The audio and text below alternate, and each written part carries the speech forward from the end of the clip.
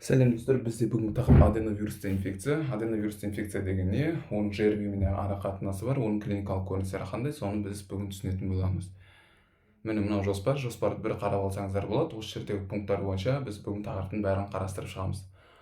Аденовирусты инфекция деген не? Аденовирусты инфекция деген ол жаңағы ЖРВ тобына жататын ЖРВ-дің бір түрі болып табылады. Басқа ЖРВ, оны біз не үшін оқып жатырмыз? Себебі басқа ЖРВ-лардан аденовирусты инфекцияның айырмашылығын түсіну үшін оқып жатырмыз.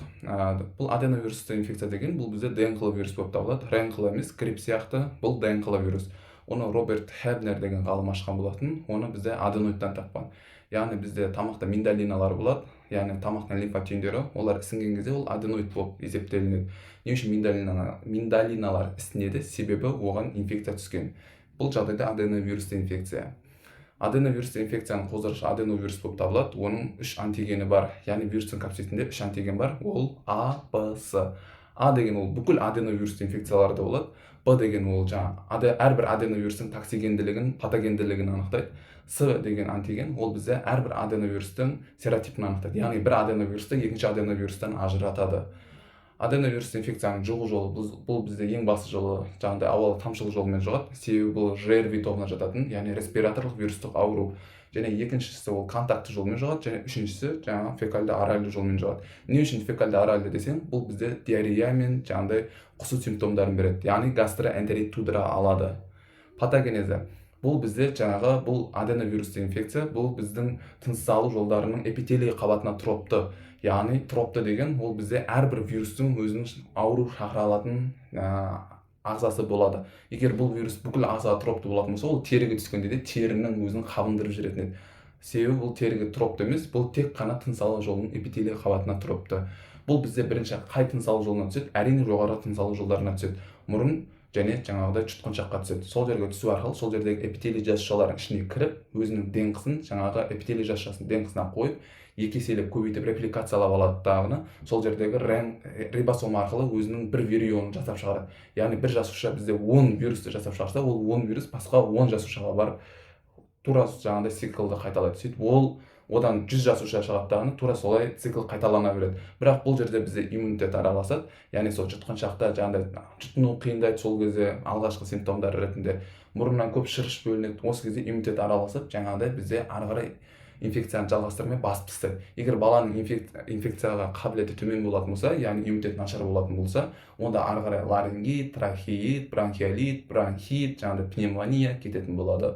Яғни вирус төмен қарай көтеріліп кетеді. Және бұл вируста ерекшелігі ларингитті зақымдаған кезде, яғни көмейді зақымдаған кезде, көмейді ісіндіріп жібереді.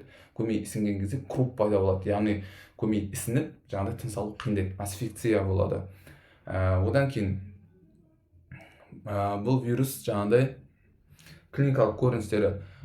Клиникалық көрінісін біз 4 сатыға бөлеміз. Инкубациялық кезең, продромальды кезең, өршу кезеңі, жазылу кезеңі. Инкубациялық кезең деген ол бізде ағзада вирус бар, бірақ ол вирус әлі көріністер бермеген кезең. Бұл кезең бізде 14 күнге дейін жалғасады, яғни 2 апта. Продромальды кезеңде бұл кезде симптомдар көрінеді, бірақ жалпы симптомдар. Оған қарап диагноз қоя алмаймыз. Мысалы, температура көтеріледі, тамақтың ауырсынуы болады, тамаққа тәбеттің тартпауы болады, бас ауруы болады, шаршағыштық болады. Бұнымен біз ешқандай диагноз қоя алмаймыз. Өршу кезеңінде бізде енді айқын ангиналық синдром, яғни ангиналық синдром деген ангина баспа, яғни тонсиллиттің ісінуі, араның қызаруы, жұтынудың қиындауы осы болады. Және мұрнынан өте көп шырыш бөлінеді, мұрнымен тыныс алу қиындайды, және де тамақтың қарылуы болады, және интоксикациялық, яғни температура өте жоғары көтеріледі. Өте болғанда бізде бұл грипп сияқты көтермейді 40 градусқа дейін. Бұл бізде максимум 39-ға көтеріледі. Қатты ауырған кезде. А так 38 бен 37 градуста ұстайды. Одан кейін бар бізде жаңағыдай аденовирусты инфекцияның ең басты симптомы бірі ол аденовирусты конъюнктивит, яғни көздің жаңағыдай қабынуы. Көздің қабынуы болады, көз қызарады, кератоконъюнктивит деп атайды кейде. Көзге ол контакты жолмен түседі. Көзге түскен аденовирус жаңағыдай көзде конъюнктивит туындатып, жаңағы қабыну тудырады. Қабыну тудырған кезде көздің қан тамырлары кеңейеді. Ол кеңейгені жаңағыдай көздің қызаруы болып көрінеді, тамырлануы болып көрінеді. Және ол жерге жаңағыдай бізде қан тамыры кеңейгеннен кейін қан тамырының өткізгіштігі артады. Сол жерден бізде жаңағыдай эритроциттер, жаңағыдай қан плазмасы жаңағы көзге қарай шығады. Сол кезде көз ісінеді, оның қозғалуы қиындайды сол кезде. Сол кезде біз көзден давление сезініп, жаңағыдай көзіміз ауырсынатын болады. Міне конъюнктивиттің тағы бір симптомдары, және кішкене фотофобия болады, және бізде көзі инородты зат болғандай болады. Және конъюнктивит дедік. Одан кейін барып бізде жаңағыдай, егер ол гастроэнтерит тудыратын болса, бізде диарея мен құсу симптомдарымен жүретін болады.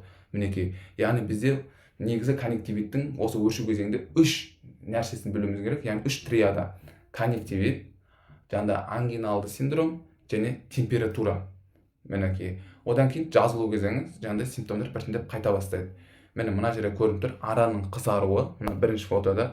Екіншісінде бірінші күн конъюнктивит болады, бір көзде, қалған 1-2 күннен кейін екі көзде конъюнктивит болады. Және мұрыннан көп слиз ағады, және де іштің ауырсыну болады эпигастрия аймағында. Ол гастроэнтериттің есебінен, және құсу және диарея болады.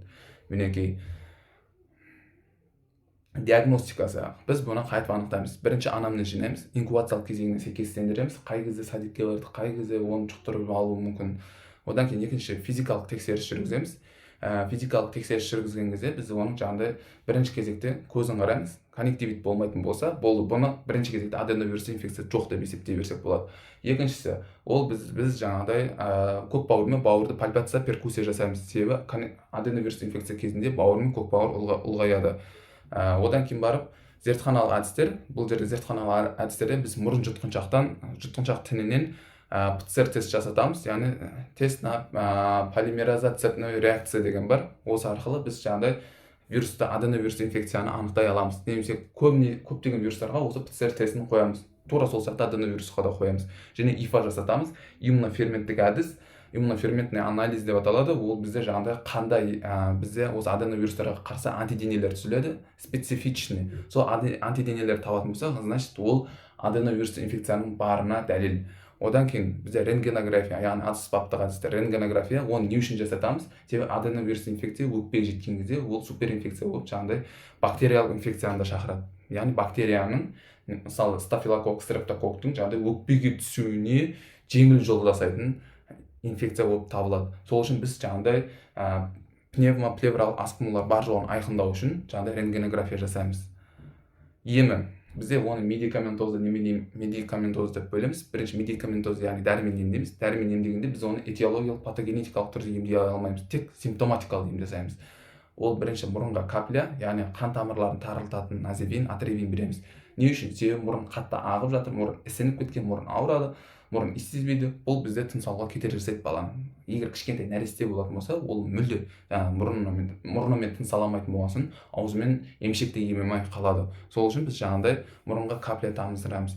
Ол назевин, атревин, ол бізде мұрынның қан тамырларын тарылту арқылы қан келуін тежейді дағаны, мұрыннан шырыш бөлінуі қайтады, мұрынның ісінуі қайтады. Осылайынан біз симптомды кері қайтарамыз. Одан кейін аллергияға қарсы антигистаминдік азеластин және левокабастин береміз. Не үшін? Себебі осы кезде егер аллергиялық қозулар болып жататын болса, осы антигистаминдік препараттарды берсек болады. Және көзге капля, ол вирусқа қарсы, бактерияға қарсы деп бөле береміз. Бірақ егер енді бізде конъюнктивит бактериямен асқынбаса, іріңдеп, егер тек вируспен ғана болатын болса, осы офтальмоферон, интерферон, офтальм береміз. Және де аллергияға қарсы антигистаминдік препарат виза аллергол береміз.